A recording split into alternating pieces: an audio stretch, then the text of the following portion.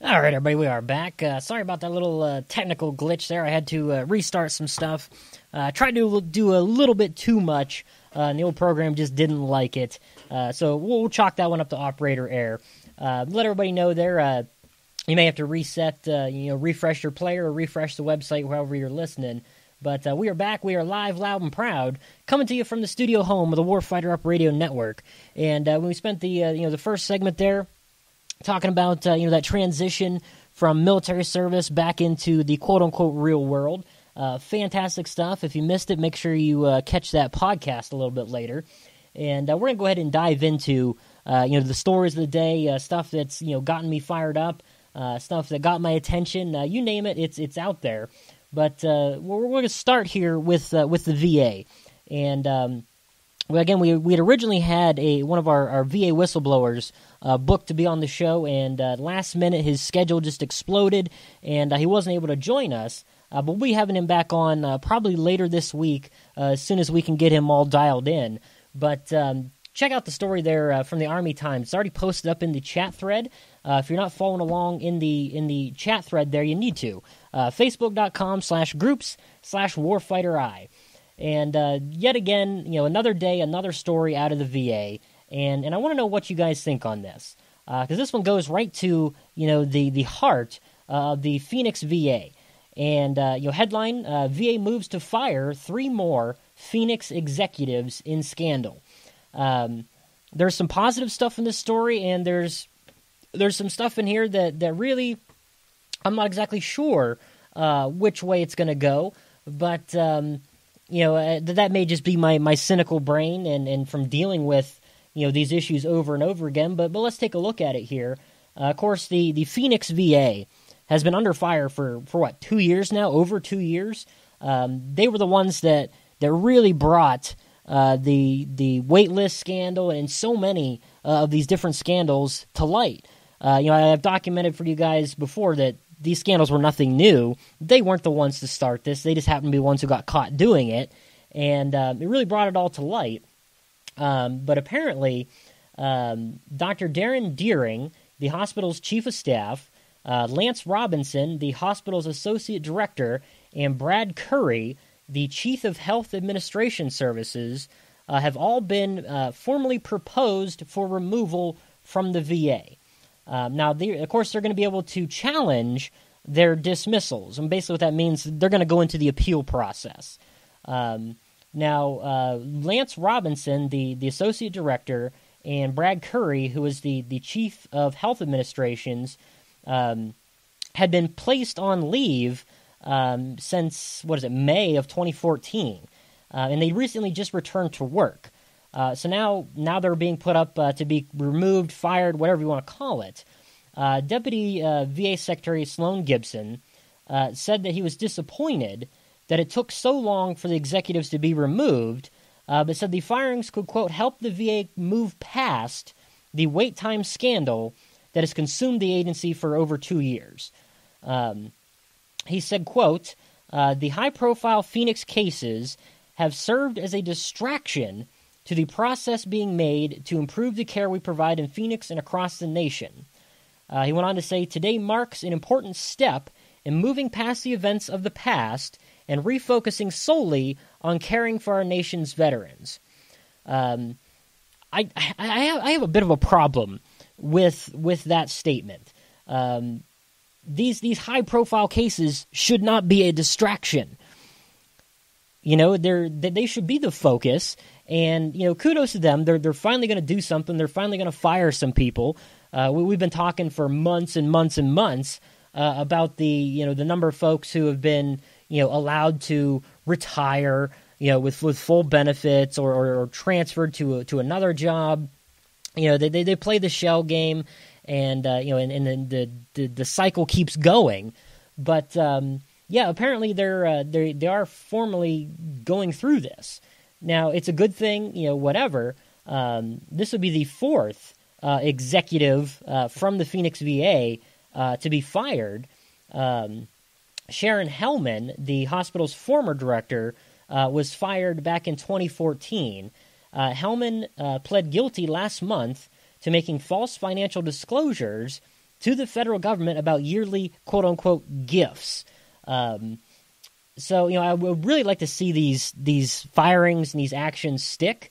Personally, I'm not 100% certain that they will, just because of how things have been going. I mean, here in the last month, there's been at least 3, major firings, major actions taken by the VA, and they get to the appeal process and they just get overturned. We documented them in depth on this show about how these folks really just kind of went back to work, and no repercussions out of what happened. And folks ask me all the time, why are they able to do this? Why does this keep coming up? Why is this still even a thing? Because anywhere else, if you have massive problems, you're a shit employee, you're not getting things done, you're going to get fired. Well, this is a part of the system that has enabled the VA to get this bad. And of course, that is that's the union involvement. That's the government rules, for government employees, all these protections and things like that. So we're going to watch this very closely and see if their appeals, get overturned, if they get upheld, whatever. Because I think it'll be very telling for the actual processes of quote unquote fixing the VA. So again, I will give them credit. They're stepping up. They're getting rid of some of the problem people. They need to go a lot further in that. But I think people will start to latch on and will start to feel a little better about the issue if if they can actually get out there and these things will stick. Anybody can say, hey, look at we're firing somebody, and then hope that nobody notices those people went right back to work. You know what I'm saying? So that'll be very telling. And every time this issue comes up, every single time we deal with executives having problems, whatever, I just want you to keep in mind, the House passed that VA Accountability Act that would have given the VA a lot more power to fire these shitty employees, to fire the ones who aren't doing their jobs, all that.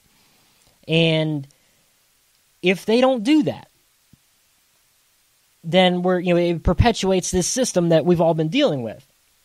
And when the House passed that, the president immediately came out and said he would veto it if it ever got to his desk because he felt that government employees needed more protection. Keep that in the back of your mind when these things play out. A lot of people were really pissed off about that last round of firings there, like I said, that got overturned, and those people went back to work. Those were slam dunk cases here. Absolutely, slam dunk cases.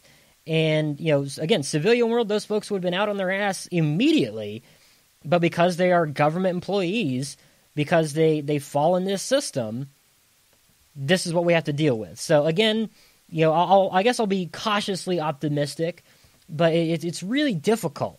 It's really difficult for me to have faith in the VA's attempts to fix this. And maybe that's right, maybe that's wrong. I'm not 100% sure, but I guess that's just the way my mind runs with this. Do you see this having any big effect? Again, personally, I just don't see it. And I absolutely, it's one of those cases where I hope and pray that I'm entirely wrong, but I guess we'll see. Sticking with the Warfighter realm here, I've got 2 more stories to post up. I'm going to post them up in the chat thread now. They deal with the exact same issue, and we might as well stick with this realm of the VA for a few more minutes here. And then we're going to dive into politics and all kinds of craziness here in just a moment. But check out these articles I posted up in the chat thread for you. One comes from the Army Times, and the other comes from Stars and Stripes, dealing with the VA and and all the issues and all that. Yet another, call it a scandal, call it a problem, is arising with the way that Gulf War veterans have been treated. Folks, this is a major, major issue. And, the Gulf War vets, of course, they just hit 25 years, since that conflict. And wait till you see some of these statistics, folks. In the first 2 quarters of fiscal year 2015, the VA has denied 82% of claims filed by Gulf War veterans for 2 of the main conditions presumed to be connected to their military service.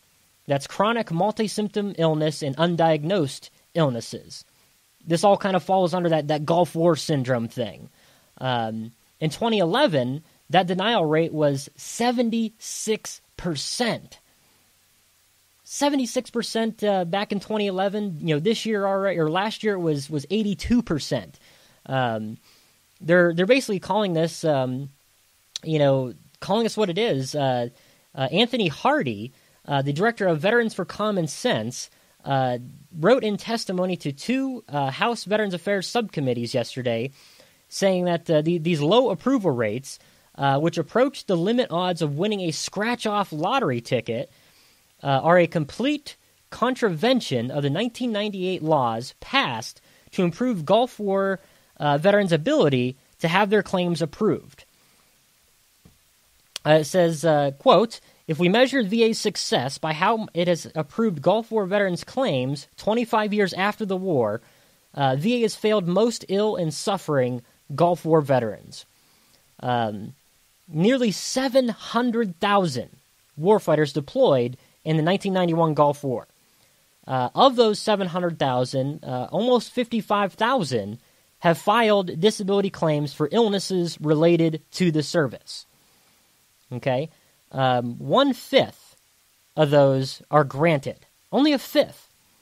And of the denied claims, almost half of them, 42%, were approved for another condition other than these presumptive Gulf War-related conditions.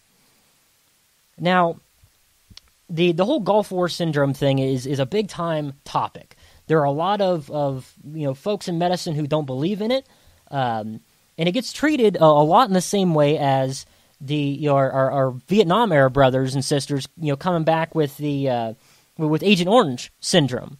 They said, oh well, it's we can't prove it's related to that. You can't prove that's what caused it. They really put the burden on these what's